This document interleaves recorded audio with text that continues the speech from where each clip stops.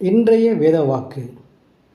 கிறிஸ்துவுக்குள் பிரியமானவர்களே, உங்கள் யாவருக்கும் ஆண்டவரும் இரட்சகருமாகிய இயேசு கிறிஸ்துவின் நாமத்தினால் என்னுடைய வாழ்த்துக்களையும் தெரிவித்துக் கொள்கிறேன்.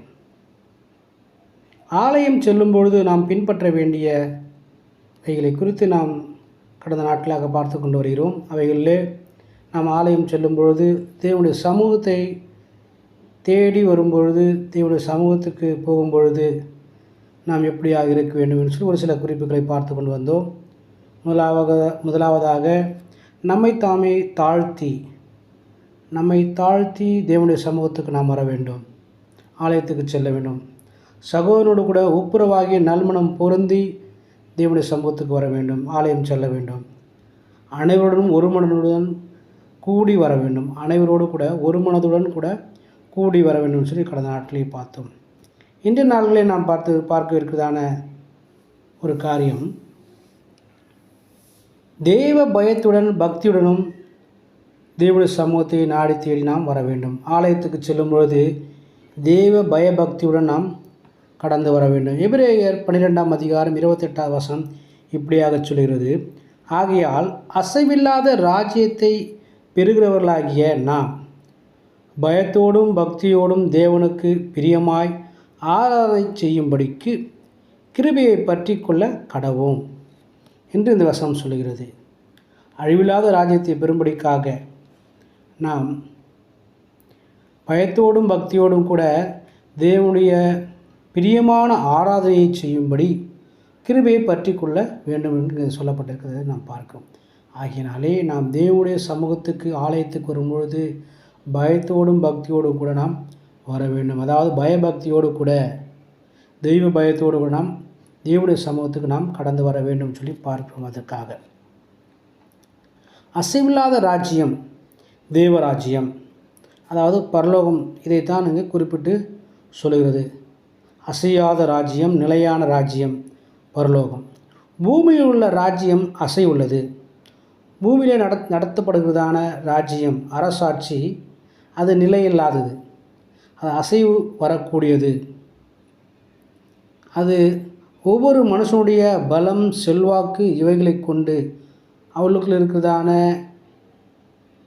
தாளந்துகள் அவைகளை குறித்து தான் இந்த பூமியில் இருக்கிறதான ராஜ்யங்கள் இருக்கிறது. ராஜாக்கள் இருந்தார்கள், அதன் பிறகு மன்னர்கள் வந்தார்கள், அதன் பிறகு இப்போ குடியாட்சி என்று சொல்லி மக்களால் தேர்ந்தெடுக்கிற தலைவர்கள் என்று சொல்லி ஆட்சிகள் பல மாறி மாறி வருகிறது. இவைகளிலும் யாரிடத்துல செல்வாக்கு அதிகம் இருக்கிறதோ, யாரிடத்துல படைபலம் பணபலம் இருக்கிறதோ அவர்களே ஆட்சி செய்வார்கள். அது ஒரு ராஜ்யமாக இருக்கும்.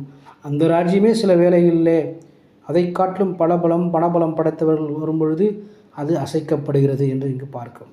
எனவே நாம் அசைவில்லாத பரலோக ராஜ்யத்தை பற்றி கொள்ள நம்மிடம் அந்த பயபக்தி நமக்கு தேவை.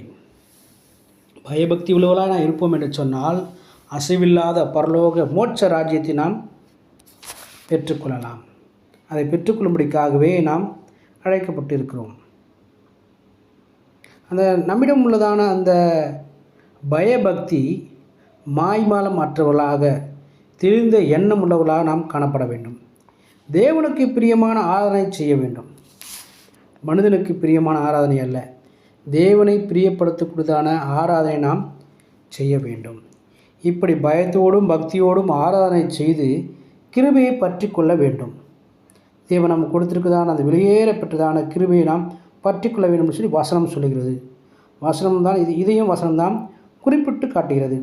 பயத்தோடும் பக்தியோடும் என்றால் என்ன? மாயமாலமற்ற எந்த சூழ்நிலையிலும் நான் தேவனுடைய பிள்ளை, கர்த்தருக்கு மறைவாக ஒன்றுமே என்னிடத்தில் இல்லை என்கிறதான எண்ணம் வேண்டும். கர்த்தருக்கு மறைத்து என்னால் எதையும் செய்ய முடியாது என்று நாம் எண்ணம் கொள்ள வேண்டும். எல்லாம் வெளியரங்கமாய் உள்ளது.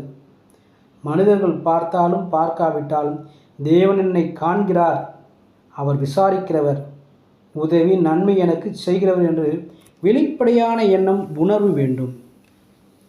தேவனையும் அவர் சமூக பிரசன்னத்தையும் உணர்ந்து பயபக்தியுடன் காணப்பட வேண்டும். அவரை ஆராதிக்க தொழுது கொள்ள வேண்டும். எல்லா இடத்திலும் தேவன் உள்ளார் என்னும் உணர்வு உண்மைத்தன்மை வேண்டும். நமக்கு தேவாலயத்தில் மட்டும்தான் ஆண்டவர் இருக்கிறார் என்கிறதான எண்ணம் நம்மிடத்திலே அது தவறானது. தேவாலயத்தில் இருக்கிறார், இருப்பினும் எல்லா இடத்திலும் நாம் எதிர்பார்த்து காத்திருந்தால் அவர் பிரசன்னத்தையும் தொடுதலையும் உணரலாம். முழங்கால் படிட்டு கரங்களை உயர்த்தி அசைத்து பாடல் பாடி கரங்களை தட்டி தேவனுக்கு ஆராதனை செய்யும் பொழுது, தேவவசனத்தை தியானம் செய்யும் போதும் தேவனுடைய பிரசன்னத்தை நாம் உணரலாம்.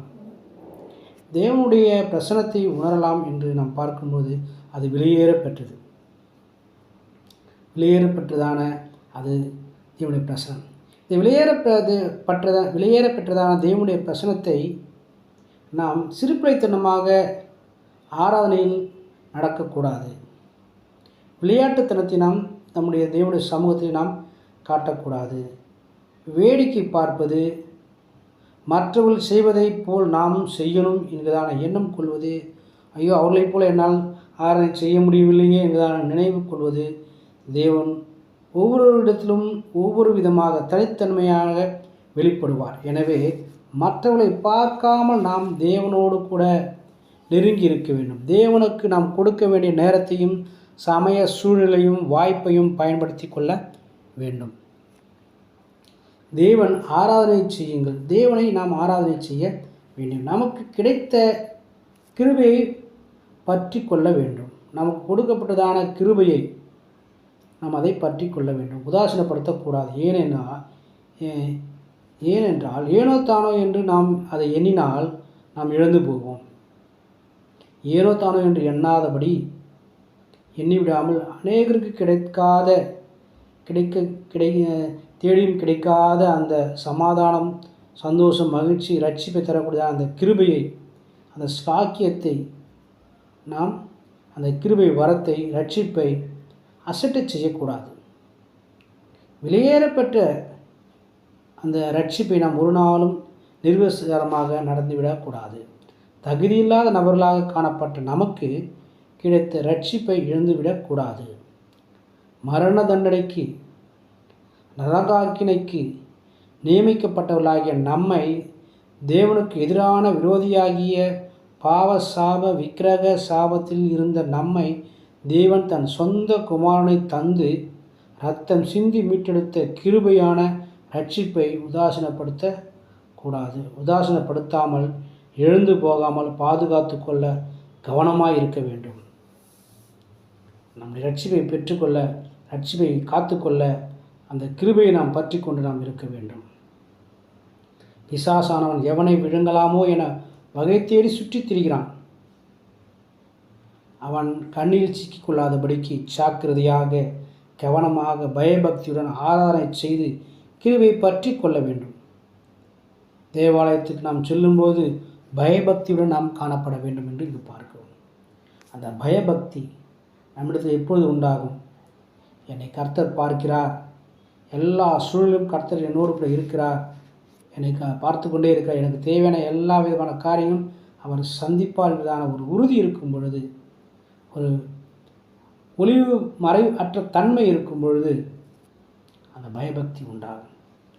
எனக்காக அன்பு பாராட்டின ஒருவர் உண்டு, எனக்காக ரத்தம் சிந்தி மறித்து 3 நாள் உயிரோடு எழுந்த தெய்வம் ஒருவர் உண்டு என்பதான அந்த புரிதல் இருக்கும் பொழுது அந்த பயபக்தி உண்டாகும். அப்படி தெய்வனோடு கூட பயபக்தியை பெற்றுக்கொண்டு நாம் அவருக்கு பிரியமாக, தேவனுக்கு பிரியமான ஆராதனை செய்து நம்முடைய சரீரத்தை, நம்முடைய சிந்தனையை, நம்முடைய செயலை கடவுளுக்கு செலுத்தி அந்த கிருபையை பற்றி கொள்ள வேண்டும். அந்த ரட்சிப்பை இழந்து விடாதபடிக்கு கிருபையை பற்றி கொள்ள வேண்டும்.